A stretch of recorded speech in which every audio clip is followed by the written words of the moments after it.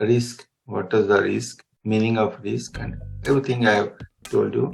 We have concluded at what is the linkage between risk, return, and your capital, risk, capital, and return. Now, we should know why risk management is so important for banks. What is the reason? So we have till now we have understood, as I told, first thing we have understood that the impact of uncertainties leads to variation in cash flow. In a business, there are cash flows are there, inflow and outflow, and due to the uncertainties and their impact, the variation happens in the cash flows. So these variations can be unfavorable or unfavorable. So when it is unfavorable, then we call that risk is available. And that possible unfavorable impact is called what? As I told you yesterday, the possible unfavorable impact of anything in a business is called, can anybody answer? Please answer from the chat box. What is that called? That unfavorable impact? Risk. Risk in the business. Very good. So that unfavorable impact is called risk in the business. Okay. So this unfavorable impact is called risk in the business, and this risk, whatever this unfavorable impact comes into the thing, that risk is not constant. Constant is neither it is constant nor it's a fixed magnitude, nor it is fixed magnitude. It varies. Sometimes it will be more, sometimes. So it is variable. It is not a constant or a fixed magnitude. So it will vary, and it will vary according to the degree of risk or degree of severity of adverse variation of those uncertain factors. So how uncertain these factors of uncertainty are impacting, how much severe they are. According to that, the risk will vary. Risk might be low, risk might be high, it might be very high also. So if such thing happen, huge losses might happen. So if the cash flows are badly affected by these unfavorable impacts, then high losses will be there. And continuously high losses for 1 or 2 or 3 years means the bank have to absorb the losses through capital only. So capital will be reducing gradually, and such losses, if it continues for years together, then once a time will come when the total capital will be totally gone. It will be zero or it will be negative. So that is called total wipe out of capital. And that situation is called bankruptcy. So bankruptcy has to be avoided. So to save the bank from bankruptcy, the loss potential, these high losses of the business to be controlled. We have to control those loss potentials. So to control those loss potential, a risk management has to be done. So risk is to be managed. Otherwise, entire capital will be wiped out and you have to close the business. So these loss potentials, which are to be controlled, are called the cost of the business. So what is risk in the business? What are the risk elements? What are the loss potential? And what is the cost of business? We have learned. Okay. A simple example I'll give you so that it will be easier to understand why you have to do risk management. Suppose a person is there who is doing some trading. Say he is selling mangoes. When the mango season comes, he buys the mango from the farmers and sell it in the city. Suppose this person,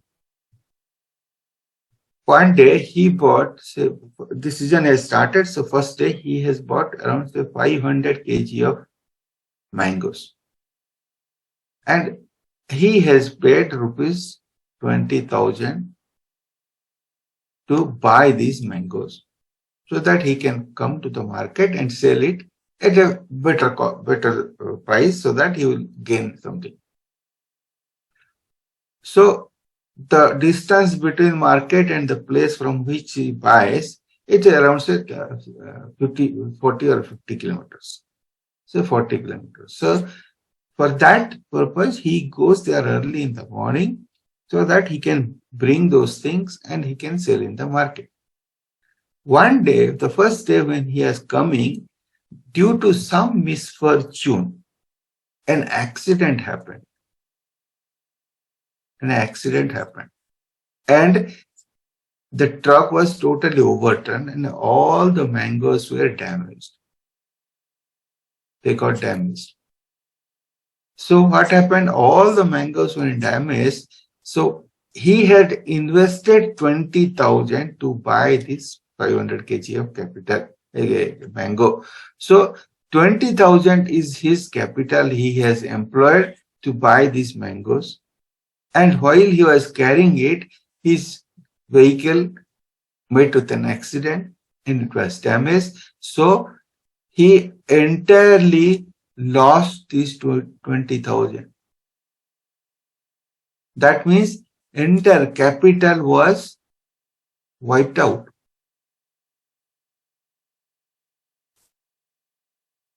Now, how could it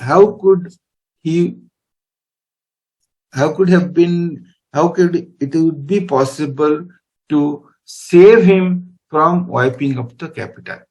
What he would have done to save himself from losing the entire capital? Can somebody tell me? Sir, insurance. Very good. So only thing is that he could have done insurance. Transport insurance could have been done. So if he should have paid some premium, because he might be doing it for the entire season, 3 months or 4 months he will be doing this. So for the transport insurance, he could have paid some premium so that when such accident or mishap happens, the insurance company will pay the claim. So through claim, at least he could have got back around say 15,000 or around 18,000 might have been received from the insurance company as a claim. So entire capital should not have been wiped out. So this insurance, why he has done this? What is this insurance for this purpose? He has done some risk management. He has taken care of risk. So what he has done, he has entered into insurance cover and he has saved his capital. So this is what the process of risk management. So we know that our entire capital is at risk. If something happens, entire capital will be wiped out. So to save it, we have to enter into risk management. Unless we do the risk management, we cannot prevent that loss or loss potential. So for that reason, bank has to take care of this. Okay. So the loss potential of a business is correlated to the risk in the business, which has to be managed efficiently. So that is the purpose for which risk management is done in financial business also. Okay. Now, we should know the definition of risk management. So risk management is the process of assessing the actual or the potential danger of a particular situation. So basically you can see that assessing the actual. So is it possible to estimate or assess the actual loss? If it is not possible to estimate actual loss, at least we can assess the potential danger means we can assess approximate loss, or we can say that estimated loss, which may not be the actual loss. So it is closer to actual loss. So when these two things can be measured through any process, that process is called risk management. So the risk that needs to be managed is to control the losses in such a way that it will not wipe out the capital which is employed for the business, and the business will be prevented from bankruptcy. So when such, we can say that such loss potential can be measured, then easily that amount, when we measure, when we know that it might be the loss, then the appropriate risk management process can be done so that the bank can avoid the adverse situation.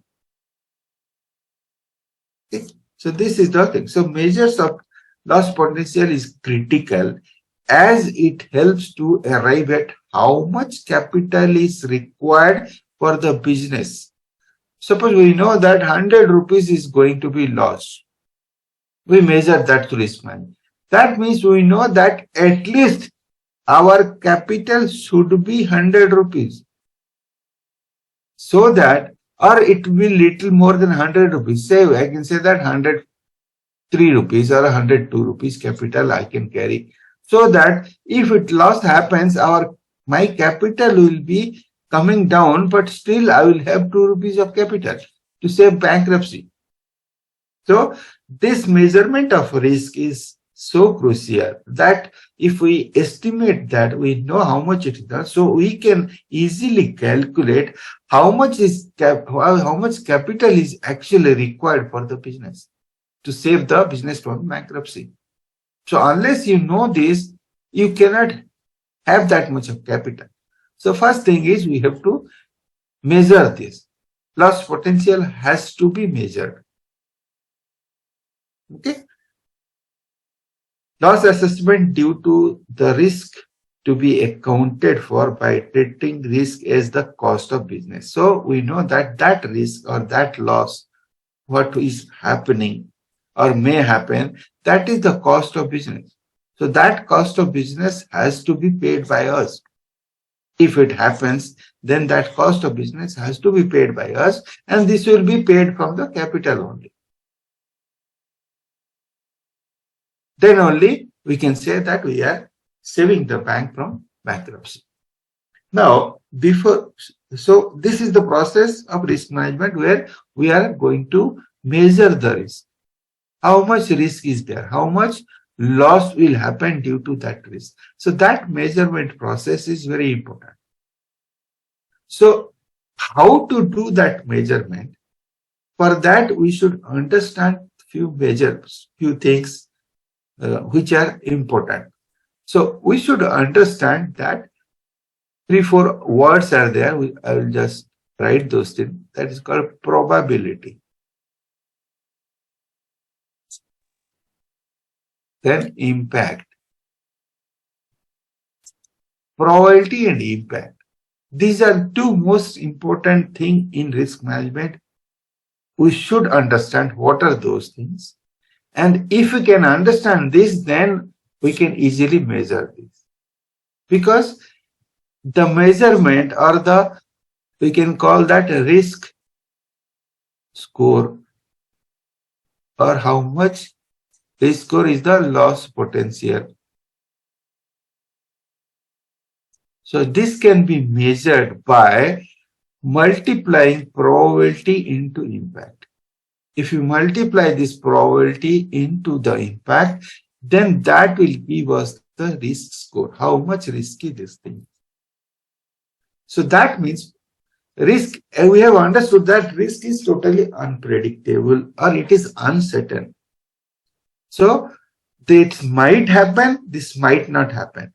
So if it happens, then there will be a loss. If it doesn't happen, there is no problem, no loss. So there is always a probability. So how much probability? So one is yes, one is no. Yes means whether the risk will happen, or no means risk will not happen. So probability becomes 100% yes. When this probability becomes, probability means there is a chance that how much chances are there in that risk becomes yes or no. So if it, say we can say that 20% is the probability. That means what?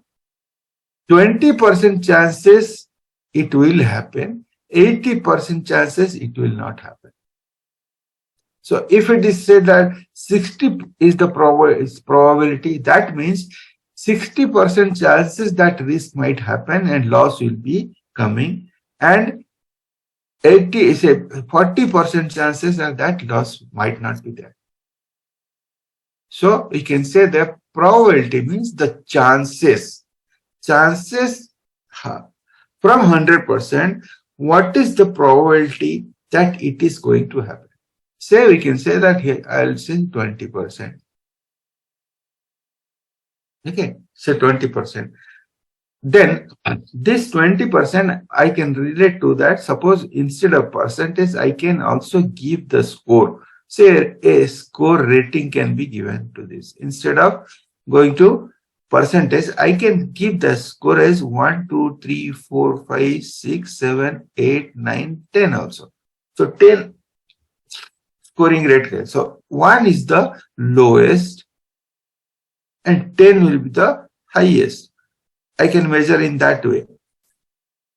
According to the probability, I can rate that. So here this 20, I can give that. Say I can say the probability is 4. Say suppose it is 4. Similarly, 4 means out of 10 times, 4 times it is possible that it will be happening. And when it happens, what will be the loss? How much it will be the loss? So again, that impact also I can give a score. So if it happens, then loss will be say 6 in the score of this 1 to 10. Then finally this score is how much? This score is 24. Okay. So that means this 24 also I can give a grading or rating according to that. Say 1 to 100 I can get. Say 1 to 100. So or based on this thing I can also rate so that you can easily derive it. Are you getting my point or not? Is probability or impact? Did you understand what is probability impact? Yes, sir. Yes, there is no problem. So probability means when it is going to happen, whether it is going to happen, and if it is happening, then what is the impact? How much will be the loss? So it can be that probability might be 1 or impact might be 9 also. So in that case, it will be 9. This score will be 9. Sometimes the probability might be 6. Impact might be also 6. So in that case, it will be 36. So these are the scores we are getting. Means if it happens, then how would be loss? If it doesn't, that means we know that probability is 4 means rest 6 is not going to happen. Here rest 9 is not going to happen. Here rest 4 is not going to happen. So these are the probability. It might be possible that it will not happen at all. But we should be ready to provide the capital. Excuse me, sir. What kind of questions it will be asking in this particular section, like calculation of risk factor or something like that? No. This is to clarify your concept. This type of thing will not be asked. If your concept is clear, then you can understand the calculation of capital. Okay, Okay, so sir. different thing will come. These are not in the book also. You will not find it in the book. Yes, sir. Yes, sir. I'm not getting that, so I asked. You are not you will not find this book, but I'm trying to clear your concept first. If the concept is clear, then further you can do other things. Yes, Whatever sir. the things will come, it is clear. Okay. So I hope you understood this probably impact. Excuse me, sir. Another one doubt. Uh, Sir, out of that risk score, what's the final assumption, sir? That is 36 means high risk like that, or no, high risk. See, here I can say that here. If you suppose high risk will be 100 into 100, so probability might be 10, impact might be 10. So 100 will be the maximum score, and 0 will be the minimum score. So this risk score will vary from 0 to 100. Now is it clear? yes, sir? Because score is 1 to 10, the maximum is 10. So if I put 10 in probability, 10 in impact, then maximum score will be 100. So this range comes with a range of 0 to 100. It can be 0, it can be 100. So accordingly, you can just factorize it. So how much is the risk percentage? So if it is 100 means we can say that it's 10. So 24 means I can say it is 2.4% or something like that. So according to that, we can measure the risk. Just to understand this, there is nothing to worry about. This such type of question will not come. You should understand what is the probability, what is the impact. Because why this is, suppose different types of risks are there. If we say different types of business we are doing, so every type of business, we will measure this probability and impact and find the score. So in that score, basically we have to plot those score in a graph like this. Say in a graph like this, we will plot. So what we'll plot here, this in this column, vertical column, we will put the impact. Here probability is put, probability and impact. So accordingly, we can plot those things different type. So where suppose impact is more and probability is more, so which is the high risk area?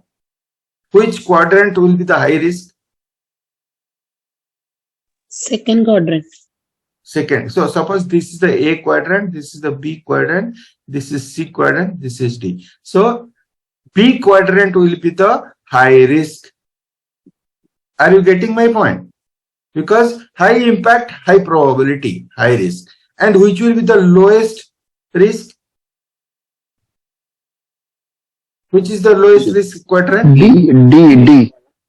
B. This is the lowest.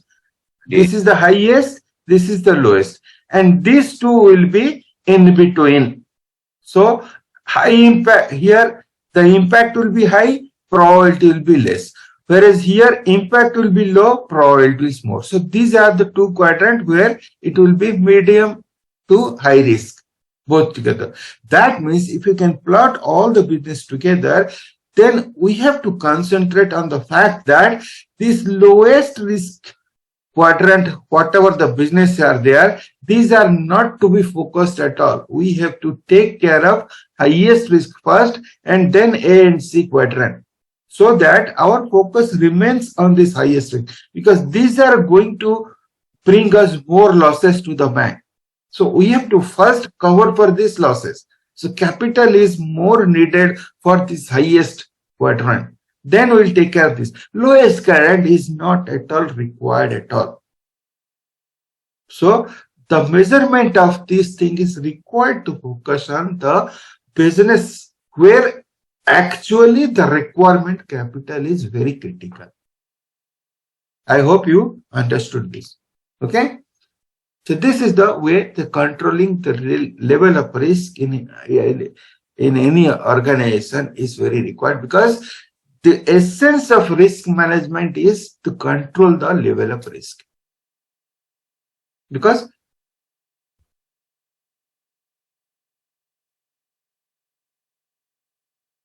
Biju,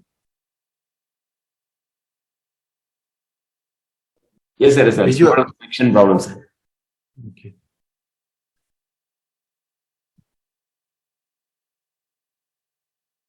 Yeah, Mohanty, sir. Yeah, I got it. Yeah, done, sir.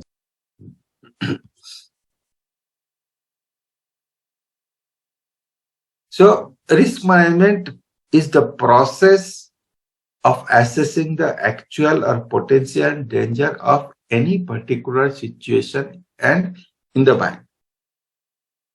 So this loss potential measurement is critical. Okay, so we have to do that possible. Every bank does that, and we have to focus on those part. The least important part we should not focus. Only the areas where it is more required to cover that risk, it is very essential for the bank. So controlling the level of risk in a business will be treated as the capacity of that business or that organization, that how much risk management they have deployed to save themselves from bankruptcy. Okay. Now we'll see that what is the risk management framework in the bank. Then we'll go to the process of risk management. So what is the risk management framework? How the risk management process is totally done in the bank. Who are the person responsible? So basically, it is the main concern of top management. So major concern is of the top management. Top management means, the board of directors. Board of directors includes your CEO or chairman or chairperson. Then along with that, your executive directors and other directors. So they form the board of directors. So the first thing is that this is their major concern, because they are at the top of the bank. They are controlling the bank. They are managing the bank. So it is their concern. So what they do at this level, the risk limit setting is based by the bank on the economic measures of the risk. Means setting of risk limit. Setting of risk limit is decided by this board of directors. What is setting of risk limit? Risk limit has to be set. So if we can measure the risk, we can set the risk accordingly. So some simple example I can give you. Say your bank has so many branches, and branches has branch managers. Branch heads are there, or branch managers are there. So different types of branch heads are there. According to that, a branch might be a small branch or large branch, extra large branch, or a very extra large branch. So a branch head can be a scale 1 officer, can be a scale 2 officer, can be a scale 3, can scale 4, scale 5, even scale 6 branches are also there in banks. But this number of branches will be less when the scales are going up. So these branch managers, do they carry the same sanctioning power for a loan? No, sir. No. No. Why? What is the reason that they are not given the same sanctioning power? Why? Why scale 1 might be having a sanctioning power, say 20 lakh or 25 lakh. Scale 2 might be a power of 1 crore. Scale 3 might be a 4 crore. Scale 4 might be 10 crore. And scale 5 might be, say, I can say 50 crore. And scale 6 might be 100 crores. So you see, what is the difference? Scale 1 has got 25 lakh, whereas scale 6 has got 100 crore. Why this is? What is the reason that this person gets a bigger exposure limit, whereas this person gets only this much? The discretionary powers are fixed. Pardon? Their discretionary power for sanctioning the loans are already fixed based on their scale. Now, why that? My question is that why? Why a Because scale? because the business of the banks. Because No, higher the scale, they will have more experience so that the risk is very good. Yes, that is the key. Higher scale means they have gathered more experience. They know different risk involved in it. They have gathered the experience, they have gathered the knowledge, they are spent, say, scale 1 person might be there and scale 6 person, he has not taken a promotion at all for 30 years, say 20 years, 25 years. But this person has taken promotion, he has become scale 5 after say 20 years experience. So during which process he has gathered the knowledge of each scale. So for him, risk-taking capability is more than the person of scale 1 or scale 2.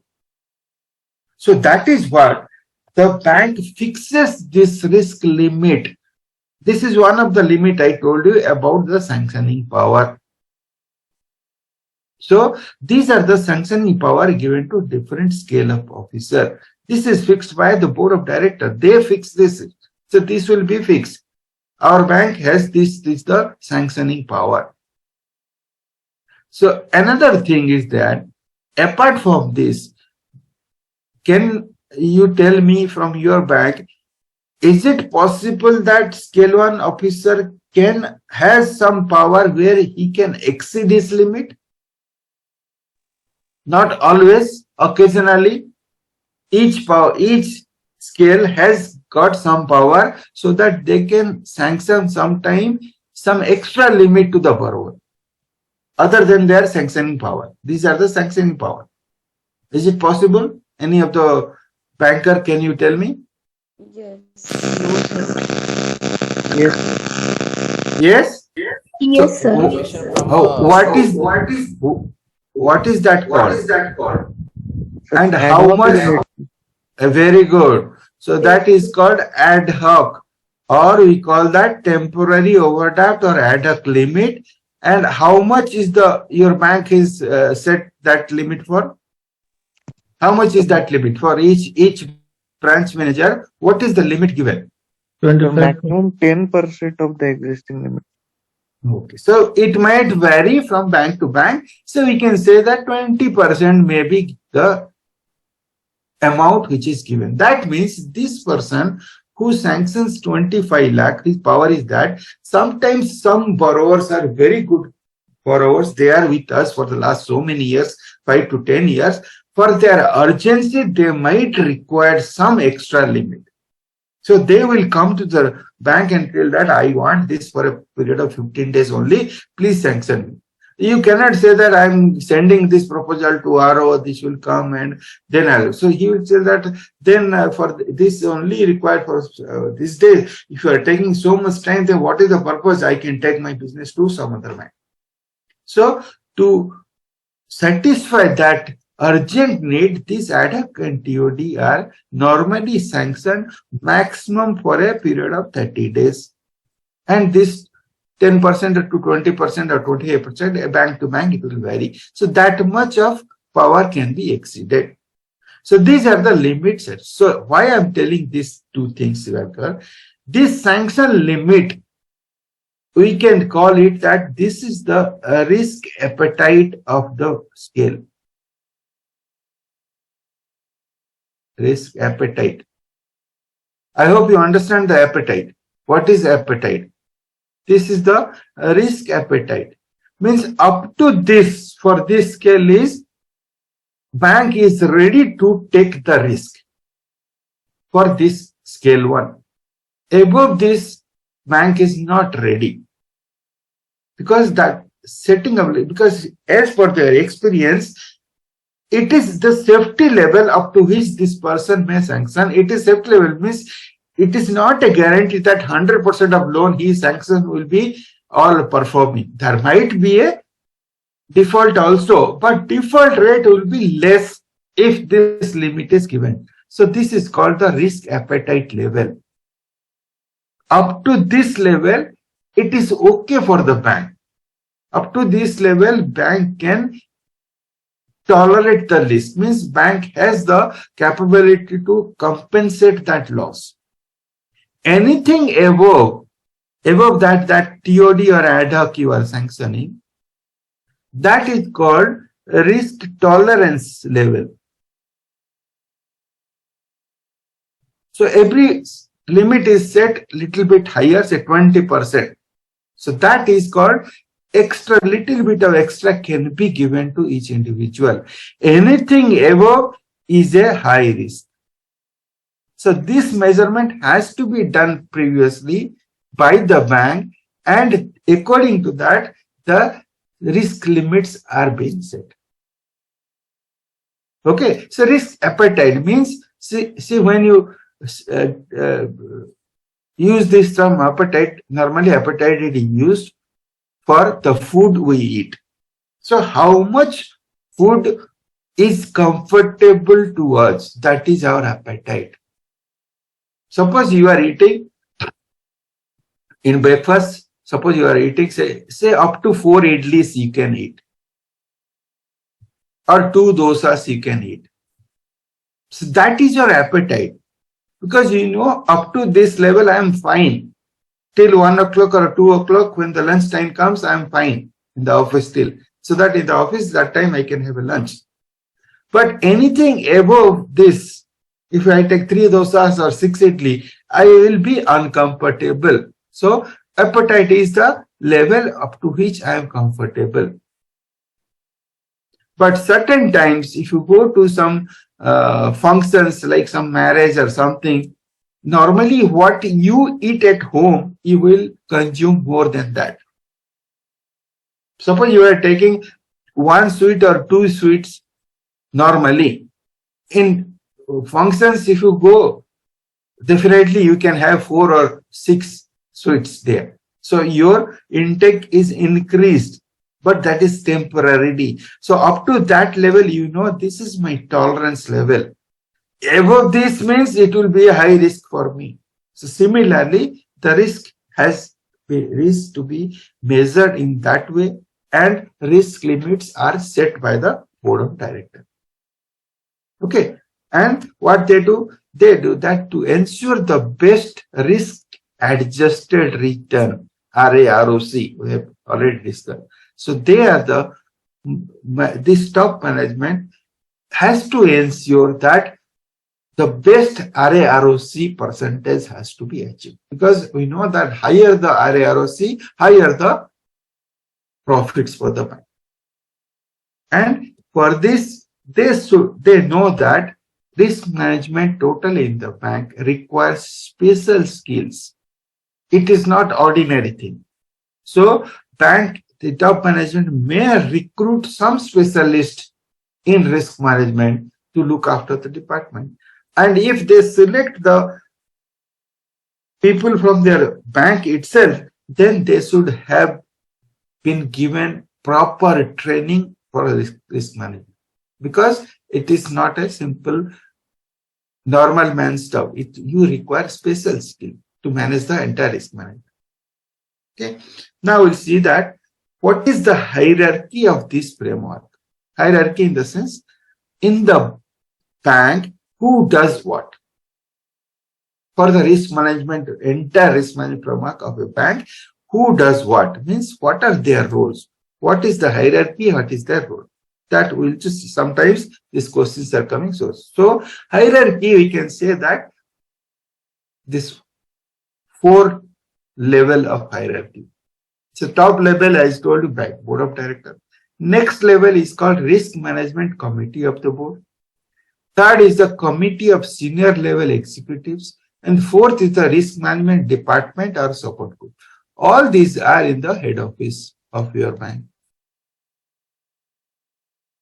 Basically, board of directors, I told you, these are the chairperson, ED, and all the directors are coming. Risk management committee of the board will comprise of maybe ED and 1 ED and most of 3 or 4 GMs will be there in this committee. And this committee will be headed by general manager or chief general manager, and it should have some other DGMs also. And here the head will be DGM, then other officials will be supporting. So these are the different levels of hierarchy of risk management portfolio in a bank. So board of directors, what are their roles? So board of directors, their role is overall responsibility lies with the board of directors. Means they will be forming all the policies. Risk management policy has to be framed by board of directors. So this will contain all the systems and procedures. They will set the risk limits. They will also review the entire process of risk management from time to time. And finally, they will be responsible for reporting to the regulator. And also, they will be responsible for the entire risk management audit system in the bank also. How the audit should be completed within the time-bound limit. So this is the responsible role of board of directors. Next comes your risk management committee of the board. So according to the policy, procedures, limits, everything, whatever is established according to the board of directors, this committee will do what? They will set the guidelines. Guidelines will be set because these are to be sent to each and every branch, and their employees should read all the things. So policies should not be sent to the branches, but it is sent by way of guidelines. We call them circulars. So these guidelines will be set based on all these things to all the offices to ensure that the risk management process conforms to the policies and system and procedure. And they will also will be responsible for setting up, according to the risk limit, they can set some other sub-limit also. Sub-limits can be set by them. And they will be responsible for this periodical review of their guidelines. Periodical review. Because when this policy will be reviewed, their guidelines has to be reviewed also. That means, again, they should be also responsible for the risk management measurement thing. So measurement thing are not done by the board of directors. Rather, this committee, with the help of people, risk management experts, they will do the risk measurement thing, so that they can easily understand how much risk is there and how much capital is to be needed. Next is committee of the senior level executive. Their job is to, whatever this second level risk management committee of board has given in the guideline, in the circular, and they have set the sub limit, etc. Their job is to implement it. So their job is implementation part. So everything has to be implemented in the entire bank. So their job is to ensure implementation of all the above in a consistent manner so as to achieve the business objective.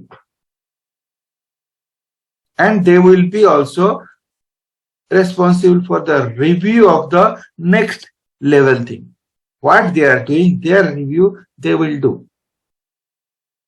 Okay, last is your risk management department, which is called a support group. They will be the main channel between the link between the ground level as well as the top level. So basically, they will be doing all the analysis. So they will analyze what is being done at branch level or ground level. They will analyze, they will monitor, and they will report all the things to the top level. So they will analyze everything. What is done at the branch level? How the things are going on. They have to monitor whether they are following these guidelines or not according to the policy. And so this department role is much more important because they would be actually supervising or overlooking the entire function of risk management in the bank, because branches are the delivery channel. they are doing everything. Whether they are following all those things according to the risk management policy or not, that is the job of risk management department. Clear? So the question might be asked for all these things. Anything can be asked. So you should be able to answer in this hierarchy of risk management what is the job and what is the other. So normally 2-3 questions can be set for this where it is possible to answer. I hope you understood it. If you understood, then I'll go to risk management, different steps of risk measurement or risk management. Yes, sir. Yes, sir. Okay. So what are the steps in risk management? So we have to discuss it one by one. So risk management steps are 5, only 5 steps for it. First is we have to identify the risk. Unless you identify, you cannot measure it. The second one is after identification, we have to measure the risk. How much risk? Measurement, as I told you, probability, impact, and how much it is there. So we have to carry the amount of capital to save it. Then third process is called risk pricing. Pricing means it is about the rate of interest. Rate of interest to be charged in our loan portfolio. Loan portfolio, how much interest we should charge. And the factors which are deciding the rate of interest in different loans, one of the factors should be the risk factor. So many factors are there. While discussing risk pricing, I will tell you, so many factors are taken into consideration when your bank's MCLR or whatever rate is there. So your bank MCLR or repo rate, whatever repo related rate is decided by the bank, it changes from time to time, say monthly or 15 days, you can change that. So different factors are taken into consideration to decide at this fixing the MCLR. So all these factors, one of the factor is your risk. How much risk is there? That is factorized and that is put into this difference and it is added to all the things so that we can arrive at, say 6.8 is our MCLR or 7.5 is our MCLR. So how this arrival is done, that we'll discuss when we'll discuss the risk pricing. Then fourth step is risk monitoring and control. This is whose job this is. As per the hierarchy, monitoring and control is to be done by whom? As per risk management hierarchy, who does this monitoring and control? Committee, risk management committee. Senior level executive. Monitoring and control. Department, sir. management Risk committee. management department. So it is the fourth. Management committee of board. Committee of the board. No, monitoring, control, analysis are done by whom? Department, sir. Support group. Department. Support This group. is the fourth level or support group. Okay. They are doing this monitoring and control. Analysis, monitoring, control is done by them. Other things, 3 hierarchies, they are responsible for making the policy, introducing the guidelines and implementation part. But monitoring control depends on the 4th level, the support group or risk management department, RMD. Okay, you should not forget that. That's why I asked the question. So risk monitoring and control is a continuous process which is done by the bank. So there is nothing to discuss about this 4th one. But 1, 2, 3 and 5 are important. Risk mitigation is the process. So this is an additional process, additional way. Is there any additional way where we can protect our loans or investment from the loss, apart from carrying the capital? Is there any other way available to reduce the severity of risk? Mitigation is reducing the severity of risk. So is that possible that in loan, how we can reduce the risk? Is there anything there available to where we can introduce that so that our risk level will be less in case of loan or investment. Collateral security. Yes, Security those things. Insurance. Insurance, collateral security, those things. Very Credit good. rating. Okay. Okay, please mute your mic so that I can continue because some Risk mic. mitigation, please explain, sir. Risk mitigation. What? Mitigation. Yes, sir. Okay, mitigation. So you are staying in a house or flat, whatever it may be. Okay. When you go out, all of you go out, do you leave the door open or do you lock it? Answer my question. Lock, huh? Lock it. Why you lock it? Safety purpose. Safety purpose. This is the additional thing. You may, apart from this, some of the buildings might have some CCTV cameras also. Apart from the lock, CCTV cameras are there also. Yes or no? Yes. So, what are these processes? These are the processes to mitigate the risk. Mitigation process. This means if something happens, you can easily see that who has done that. Easily the police can track them. You cannot leave the door open because if your doors are open, the simple who are not thief, they will enter your house and they will start stealing the things. Locks are meant for the common person. Locks are not meant for thieves. Thieves will break the lock and enter it. So these are the risk mitigation process. If you have these things, then risk of stealing or theft is reduced a lot. So in case of loan, when loan is given, what bank does? To reduce the risk, we ask for collateral security from the borrower. Housing loan you are giving, you are securing the house. Suppose 10 lakh loan you are giving and you are taking a 15 lakh of building or land as a security. That means if this loan defaults, you can sell this and your loan will be adjusted. There is no risk at all. So that is the mitigation process. So this is a third way, some other way how to reduce the risk. I hope you understood now. Yes or no? Yes, sir. Yes, sir. Yes, sir. Thank you, sir. Okay. So any type of such things which can be introduced by bank to reduce the risk is the called risk mitigation process. Okay. Now we'll go one by one. Identification, then we'll measure, then I'll discuss pricing, then risk mitigation. So let's see how much I can finish today. So first, as I told you, first identify. You have to first identify only. After identifying only, we can measure. So risk identification happens at transaction level.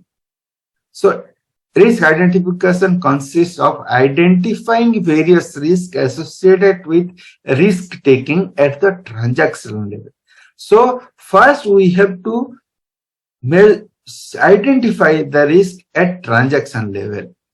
Transaction level means each transaction we make in the bank. What is the transaction? Opening of the account is a transaction. Any credit or debit is a transaction. Sanctioning loan and disbursing a transaction. Their repayment is a transaction. So each transaction happens whether it's a liability side or asset side or contingent liability side. At transaction level, the risks should be identified. And after identification, we have to measure it. So that is the risk measurement. So we should know what is its impact. After knowing this process in transaction level, finally we can arrive at the portfolio level. Portfolio level we can arrive and finally we can see what is the impact. So that at portfolio level, we can assess how much capital is required. So transaction level, suppose one transaction I take. Suppose I am taking about, say, housing loan. So one loan is given, so that is one transaction. So you might have given 3 lakh loans to housing loan persons given. So there are 3 lakh transactions. So each transaction level you have to see what would be the impact. So total at head office level, total housing loan portfolio becomes your portfolio level. So if each transaction level you are seeing, you can identify and measure the impact, then you can easily measure the impact at the portfolio level. So after measuring the impact, then we can finalize what is the capital required. So this is the process of identification and measurement. I hope you understood identification, because we have to first identify. Unless you identify, you may not be able to measure also. So what are the possible risks associated with that particular transaction? What would be its impact on that particular transaction, that particular exposure, that particular portfolio? And finally, what will be the impact in our profit, so that we will carry that much of capital to save it. Okay, so this is the identification. Excuse me, sir. Example for portfolio. Pardon? Level. Example for portfolio level, sir. Portfolio. I told you now, one housing loan. When branches give one housing loan, this is one transaction. Okay, so you have 3,000 branches. 3,000 branches have given, say, 3 lakh housing loan. So 3 lakh housing loan becomes housing loan portfolio. Is it clear to now? Yes, sir. Okay. Portfolio means at the head office level, what is your housing loan portfolio? What is your vehicle loan portfolio? What is your credit card portfolio? What is your corporate loan portfolio? What is the retail banking portfolio? Retail banking means all this vehicle loan, housing loan, so many loans given to return, that becomes your portfolio. Portfolio means at an aggregate level. So as a bank at the top level, what is the total exposure of the housing loan? That is called housing loan portfolio. Okay. Now, let's see an example. I will give you an example so that this identification will be done. Then we'll go to measurement. So here you should be very careful, because so many questions are coming for this identification thing. So you should be careful while I'm telling. So different, say around 10 or 12 risk, I will tell you type of risk identification, how it is done. So normally question comes on those risks only. So you have to be clear about that, because situation will be given in the question. You have to identify what type of risk it is. Okay, so I'll just give one example. See, normally what happened here, a branch has extended a loan of 1 crore rupees for a period of 3 years at MCLR 4, which is say 12%. The loan is to be repaid in equal, you take it monthly installment within 1 year with 1 year moratorium. So simple thing. Loan exposure is 1 crore. Exposure means what is the loan given. Exposure is 1 crore, and this is given for a period of 3 years. And here 1 year moratorium is there.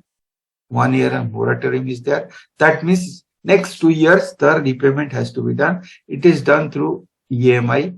Repayment is done through EMI. A rate of interest charge is 12%. Currently, that means the bank's MCLR is 8%. So that's why they are charging 12%. This is simple thing. 1 crore is given. So basically, when a loan is given by any branch, it has to be funded. Funded means where from the loan is given. A bank gives loan from where? What is the fund?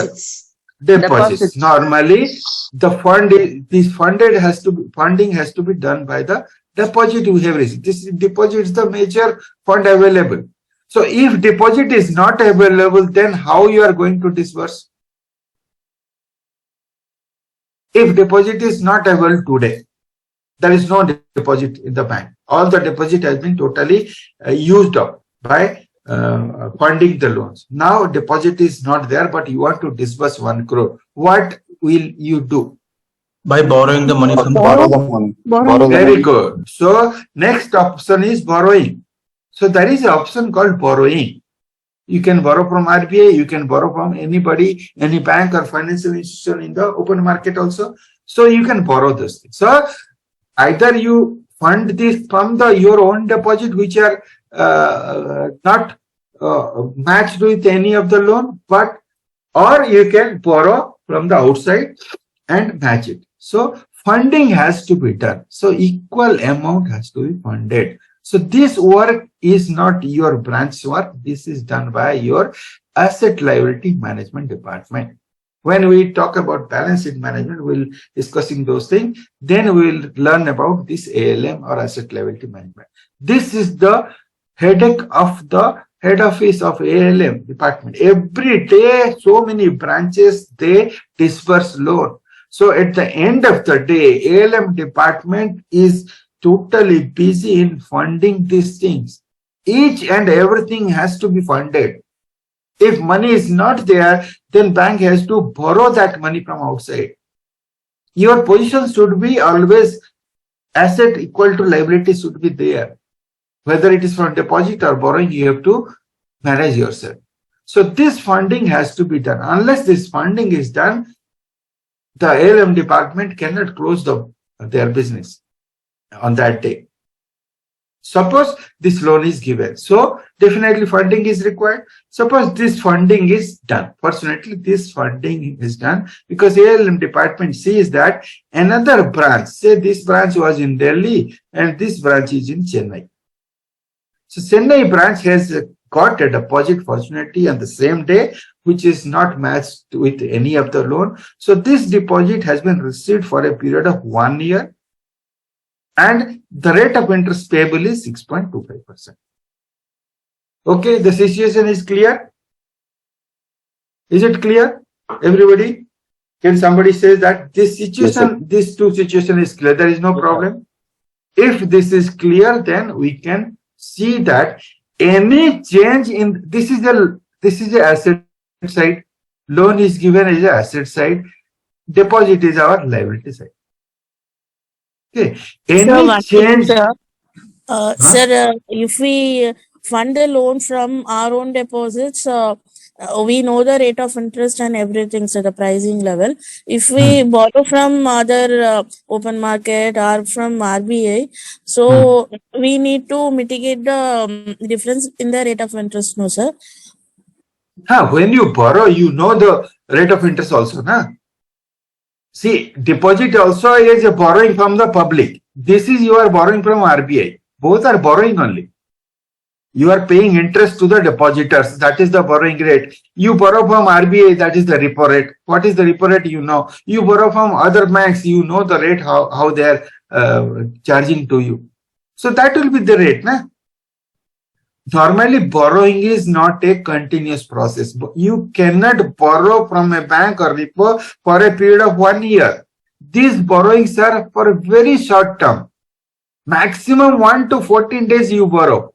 So that till that period you can canvas deposit and fund this loan with the deposit. It is not that you are allowed to borrow for 3 years period to fund this loan.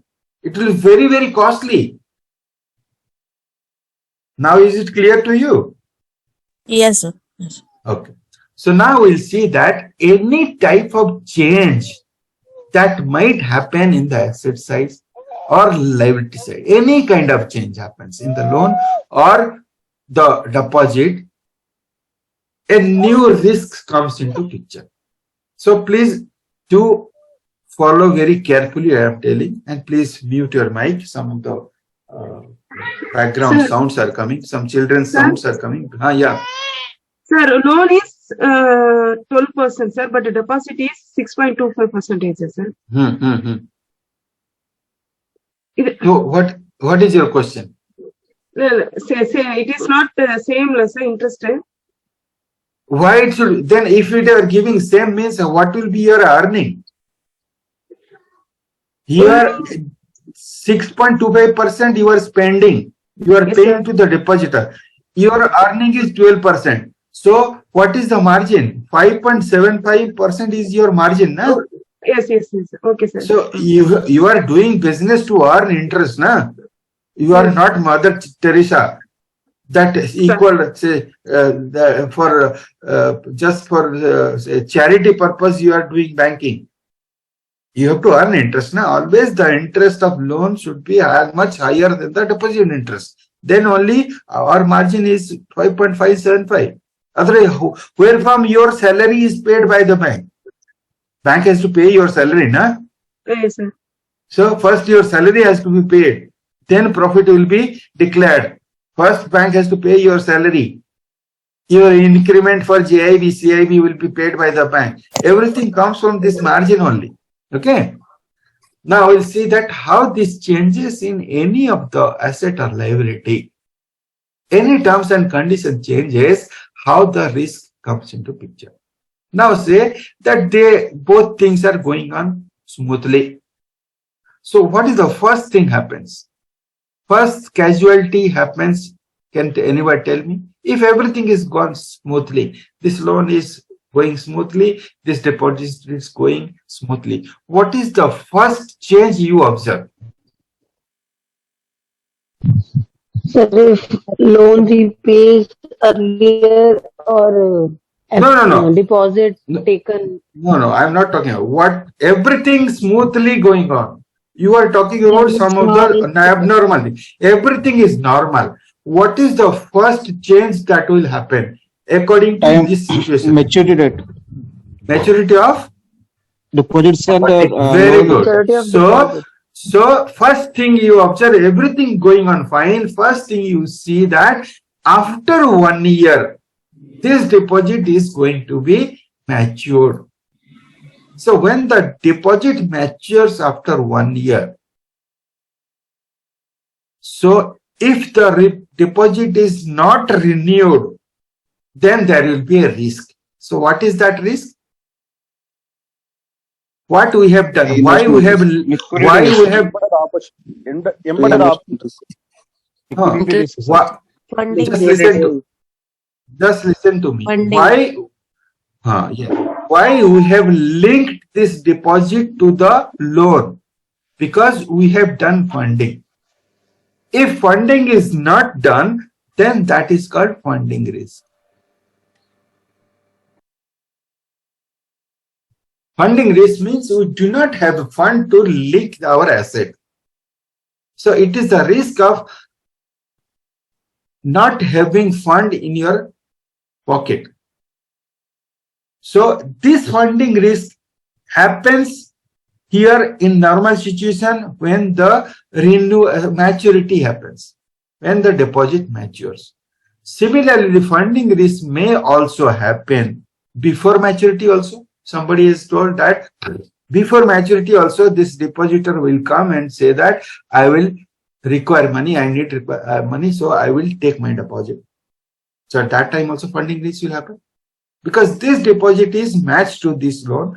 If this depositor withdraws the money on renewal, so either it is a normal withdrawal or it is a premature withdrawal. Or normal withdrawal means this is not renewed. So we can call that due to non-renewal of the deposit, withdrawal happened. Or the depositor came for premature payment. So when such situation arises, we can say that funding risk is the risk of unanticipated withdrawal or non-renewal of deposits which are the source of fund for the lending. We have matched this source to the lending. So when such things are withdrawn due to non-renewal of the deposit or premature withdrawal, then bank faces funding risk. I hope it is clear now. Clear? Yes or no? Okay. Yes, Simple thing. You do not have money in your pocket. When money is not there, everything is gone, you have funding risk. Okay. Second situation, suppose after the maturity, same thing, after the maturity of the deposit. So after 1 year, the deposit has matured. Okay, so here maturity comes into the picture. Please listen carefully, because this risk is the most confusion creating risk. So two risks are there, they look very similar. So you have to be very careful for identifying this, because question will be asking, most questions comes on this. So after this deposit matures, so maturity is the main point here. After this deposit matures, suppose this person has taken the deposit and you have received another deposit. Your bank has, some branch has received some deposit and that has been linked or matched with this loan. So you have another deposit. So another deposit is there with the bank.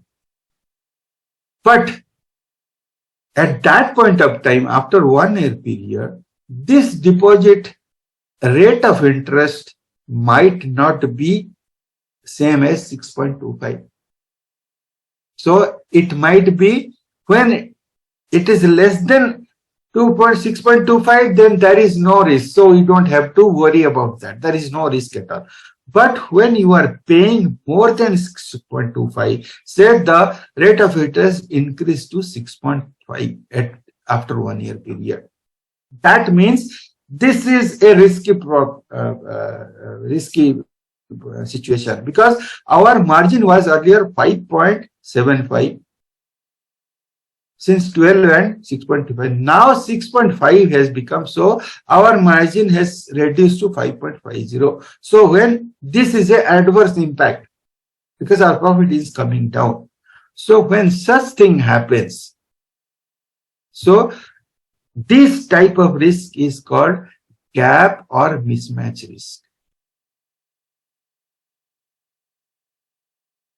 Means this is due to the fact that at maturity of either asset or liability, when the mature thing happens, normally it is the maturity of the funding thing or the deposit liability side.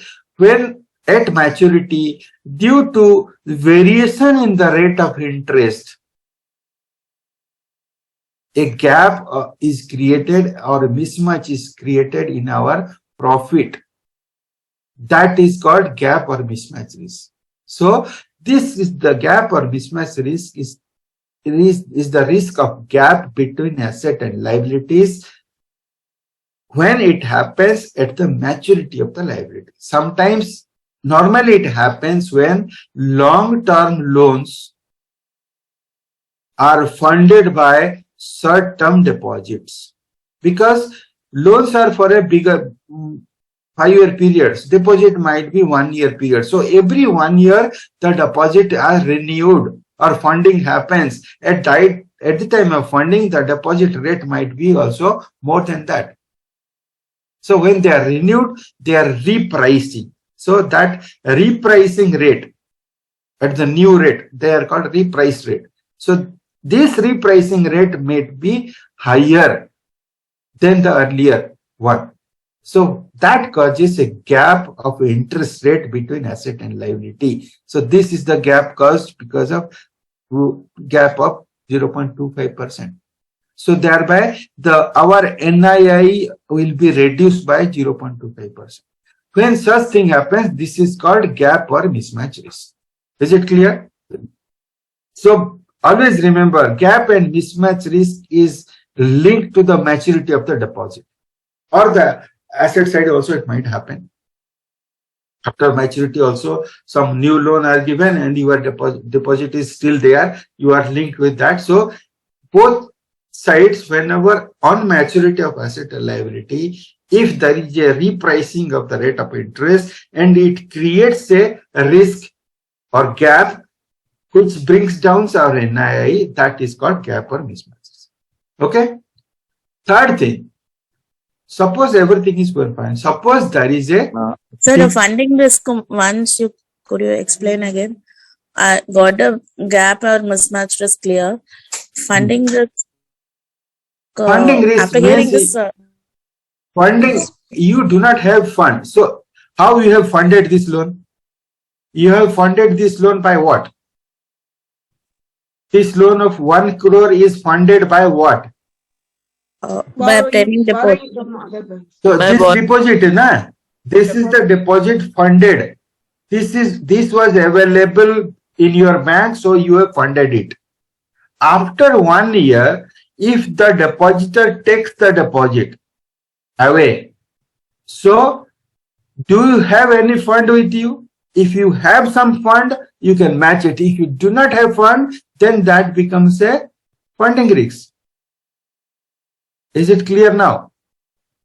Is another deposit after 1 year is available which is not linked to any other loan, then you say that yes, I have deposit, so there is no funding risk. If no deposit is there, then funding risk is there. So funding risk means you have to borrow money from the market for temporary period. So you have to match this one. Is it clear?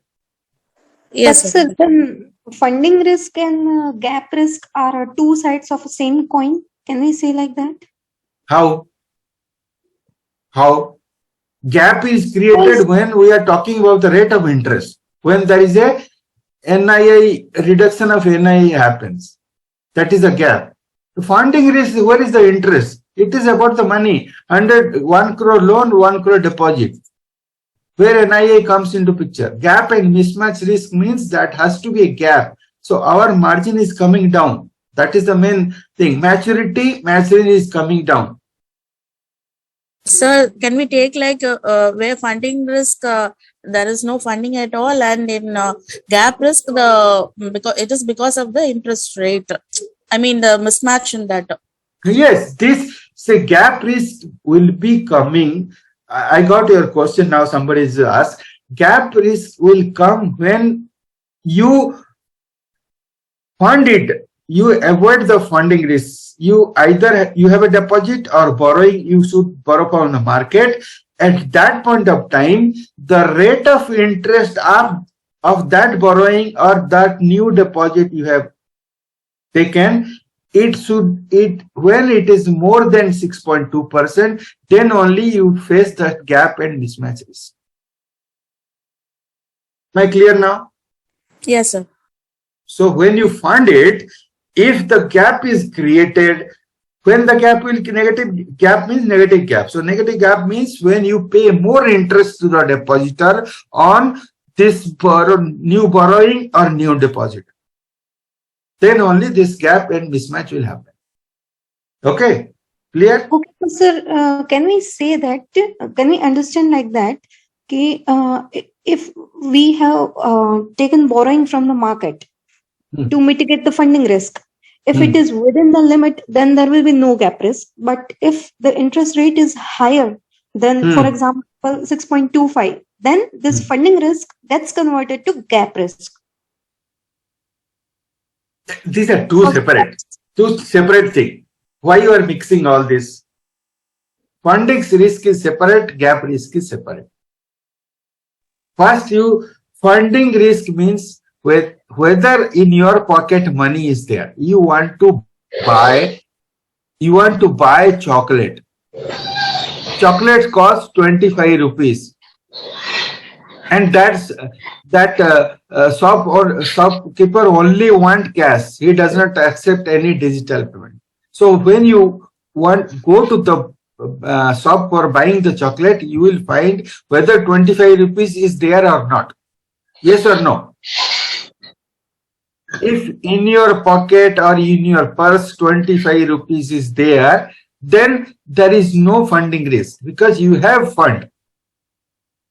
If it is not there, then you can ask from your friend or somebody, "Bhai, mujhe thoda loan de do. I want to borrow money from you."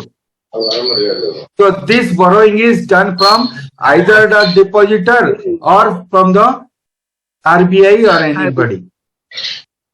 So that is the funding risk. Girija, can you please mute your mic? Mute your mic. So do not mix up those two things together. Funding risk is separate and gap and mismatch risk is separate. It can happen simultaneously, but you should understand that the risks are totally separate. Okay? Is it clear? Okay. It might happen simultaneously. There is no problem in that. But you should understand that this is not creating that. It may happen simultaneously. All 4 or 5 risks may happen simultaneously. So, just you have to know what is funding risk and what is gap or mismatch risk. Clear now? Now say, sir, if the deposit rate in the same cases of 6 means whether it is also a mismatch, that is a gap risk, sir? no. What is your question? If you new deposit, you get at what rate of interest? 6% instead of 6.5. If no, I told. See, first of all, I told you what is risk. Risk is when adverse impact is there. Adverse impact. Whether getting 6 rupees interest rate of deposit is creating any adverse impact in your profit? No, sir. So then there is no risk. That's why I told you when the new deposit or new borrowing rate is more than 6.25%, then only this gap or mismatch risk will happen. If it is less than that, there is no risk at all. Okay. Now, suppose this loan was repaid through monthly installment, and at a certain point of time, the borrower did not pay the EMI. So EMI was not paid. So the borrower makes a default in repayment. So default in repayment means our money has not come. So whenever such default happens in repayment, so we can call that as default risk. First is default has happened, so simply it is a default risk. Second, it has happened in the loan side, so we will call this a credit risk also. Credit risk means if the loan is not repaid by the borrower, that is a credit risk. Third is the repayment which is coming as EMI. These are coming. These are the cash inflow of the bank. Yes or no? EMI is a cash inflow or not? Yes, sir. Yes or no? Yes, sir. Cash inflow. Cash inflow means whenever the money comes into bank, whether it is through repayment of the bank or new deposit coming, they are the cash inflow. So cash inflow means bank is liquid. Liquid cash is available with the bank. So when default happens, when the EMI is not coming, so there is a liquidity risk again. Fourth thing you should understand here, for one cause there are 4 risks. So fourth is the EMIs are normally fixed at a certain predetermined rate. For each loan, there is a date fixed. On 5th of this month or 6th of this month or 10th of this month, your EMI should be deposited by you. So when that EMI is not coming within that fixed time, so that is also called time risk. So these 4 risks will come into picture when there is a default of EMI. Is it clear?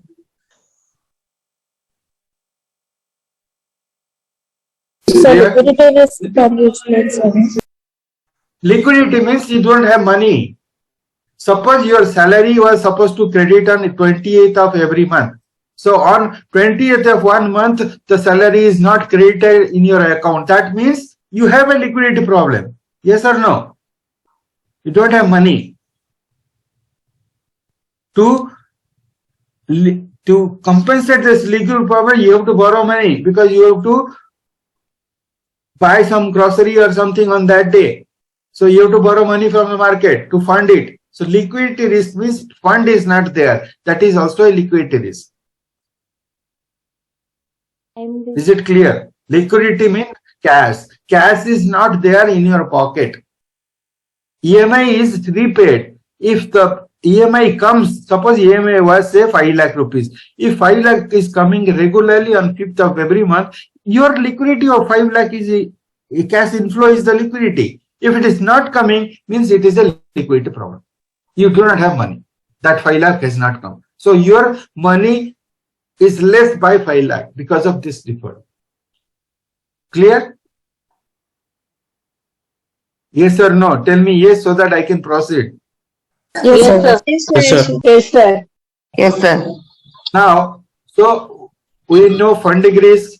Now we know gap and mismatch risk. Then we understood default risk, credit risk, liquidity risk, and time risk. Now see, this is the next risk which is confused. Normally people get confused with gap and mismatch risk. So I will just relate to that. What is that risk? Now loan is based on MCLR. Rate of interest of loan is based on MCLR. Whenever MCLR changes, your rate of interest of the loan will change. If it is 8 now, that's why it is 12. If it is coming down to say 7.75, then it will change to 11.75. So whenever MCLR is going up and down, your rate of interest changes. So MCLR is a floating rate of interest, because it might change every month or every 15 days or whenever your bank revises the MCLR. But this deposit is a fixed rate of interest for 1 year period. This is not going to change.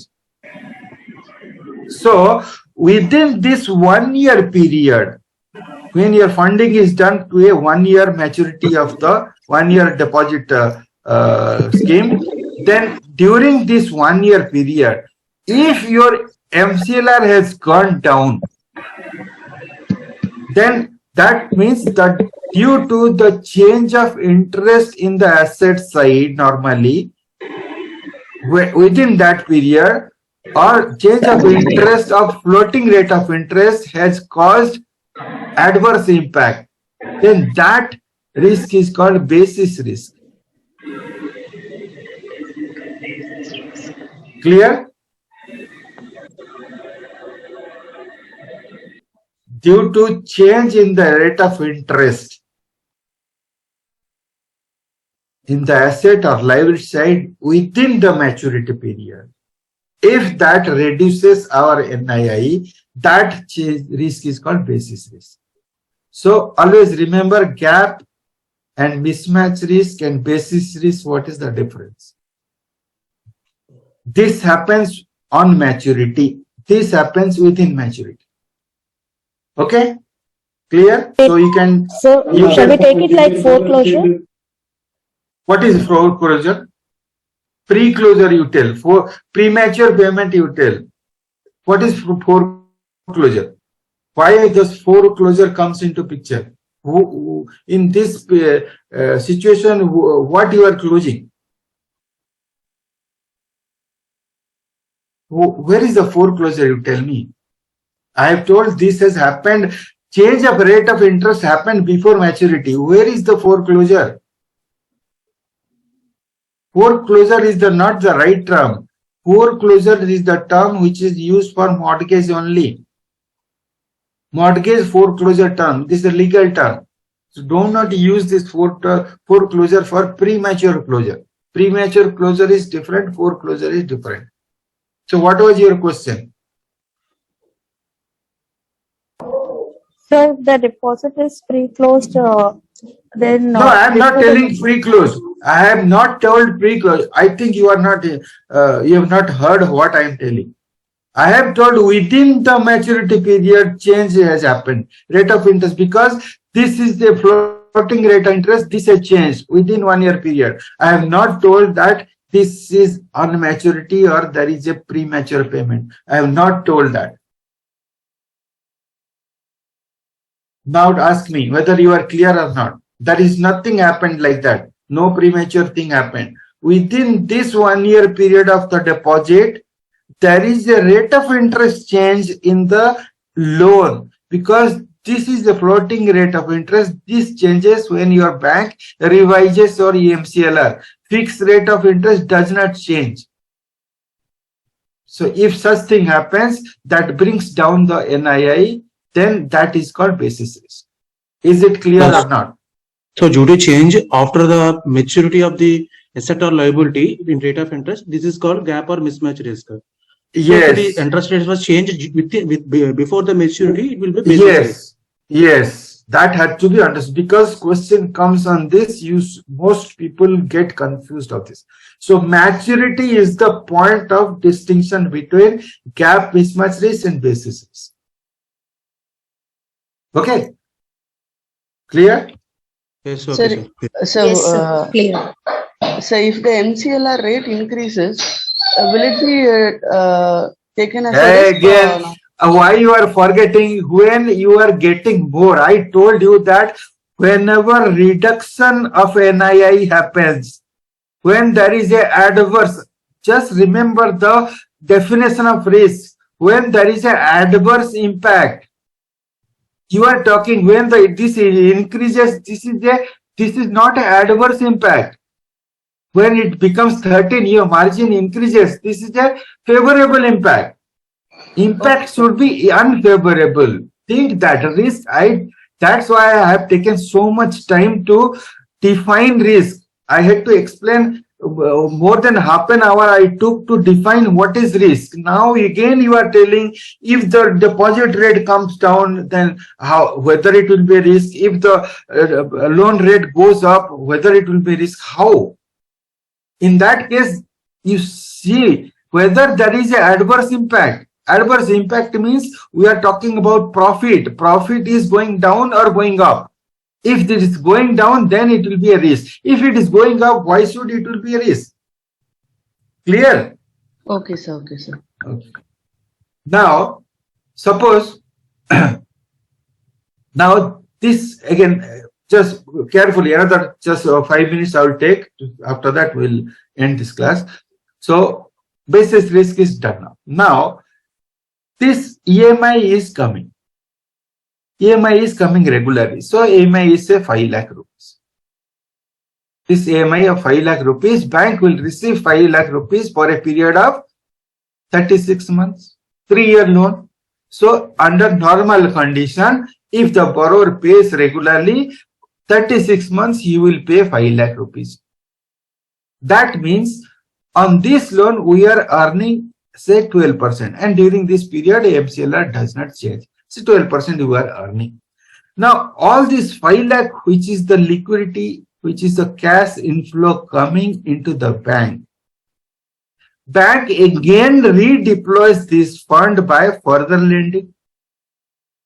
A new loan can be given from this fund, yes or no? All the deposits coming and all the EMI received from all the loans, they become our fund again, and that fund can be again utilized for giving new loan.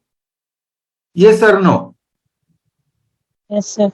Yes, Yes, sir. Yes, sir. Yes, sir. So, in such case, just remember this one particular loan we are talking. This particular 5 lakh rupees which is coming as EMI, this loan was earning 12% per annum. Now, if a loan is given, say 5 lakh is given as a loan, this 5 lakh is used in a loan where the rate of interest is say 11%.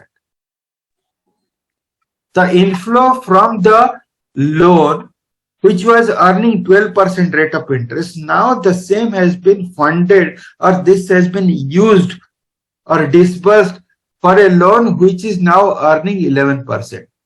That means there is a adverse relation. Earlier we were earning this 12% from this loan, but new loan which is funded or which is disbursed from the money cash inflow from this EMI is earning 11%.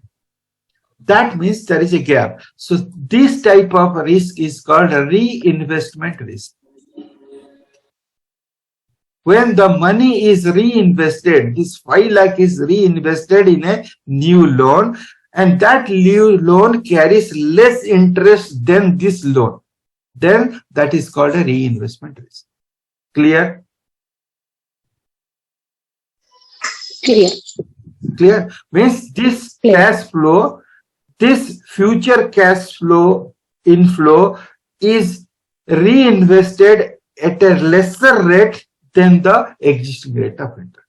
So just to know our NII, how much is decreased, so that for that reason we can use this.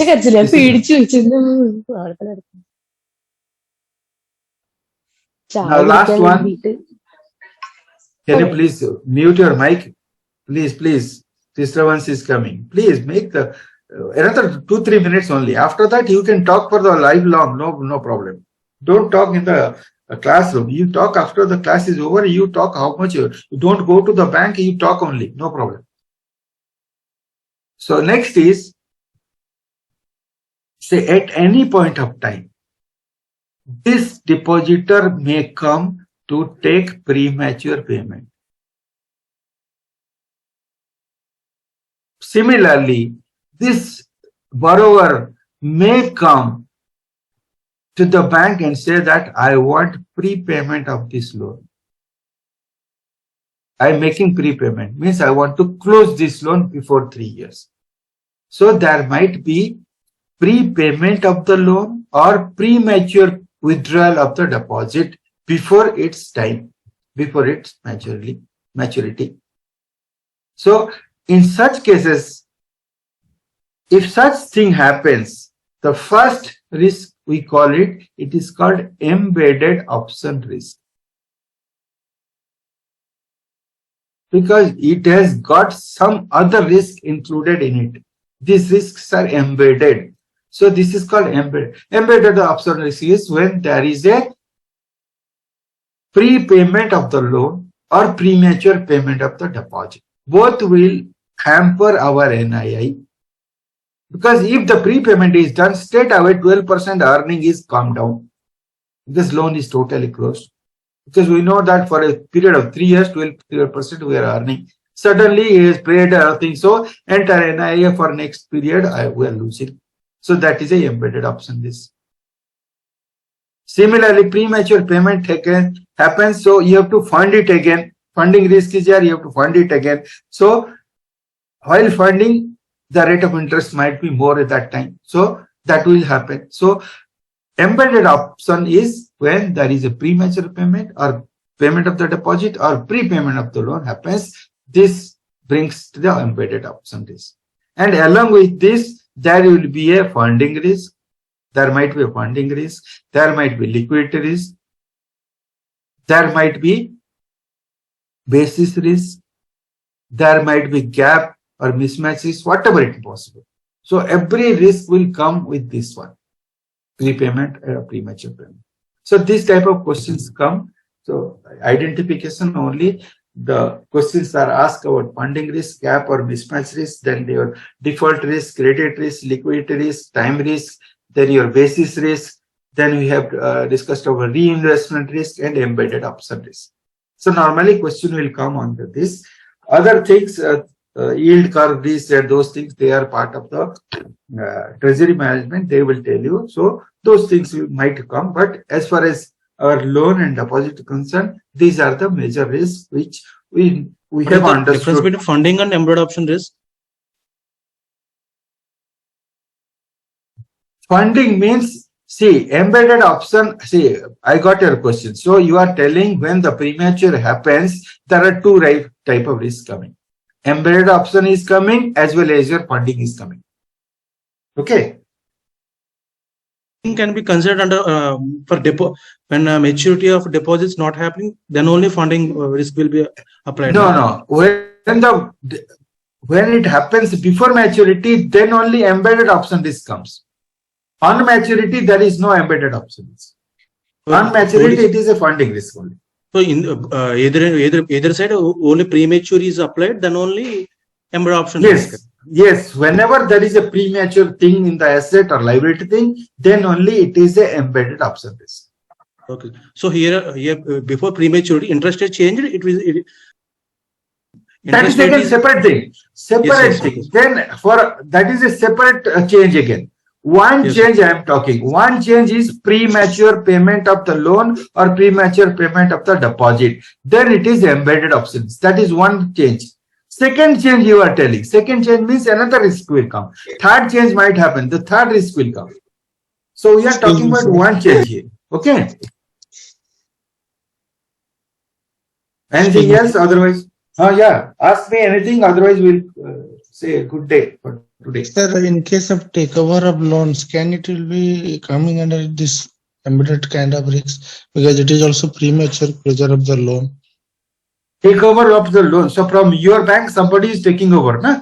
Yes, sir. Yes. Yes, that is a definitely embedded. It is premature period. Anything which is loan is closed before the term. Why it is so? Because when loan is given, so you are giving a loan for 20 years.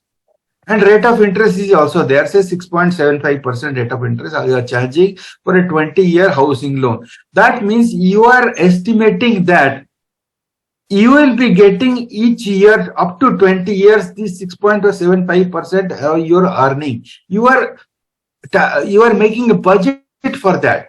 When this is paid, your budget is disrupted. When budget is disrupted means your NII projection, whatever you have done, this has totally reduced now. So this is the adverse impact. When adverse impact comes, that is a risk. So as you have told, if it is a takeover, then that is a embedded option risk.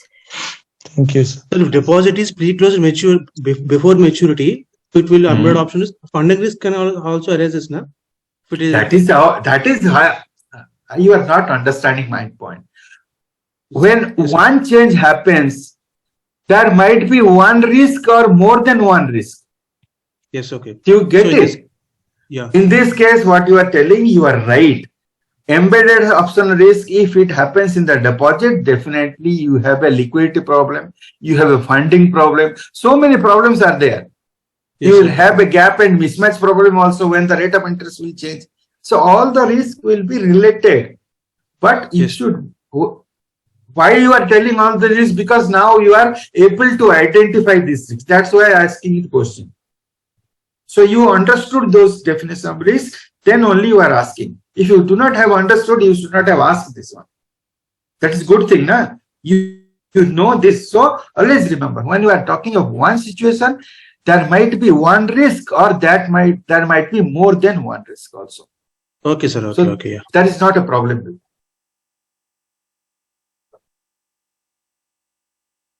Okay, say, can we close now? Tomorrow we'll meet again. Yes, okay, sir. Thank you. Oh, thank you. Have a nice day.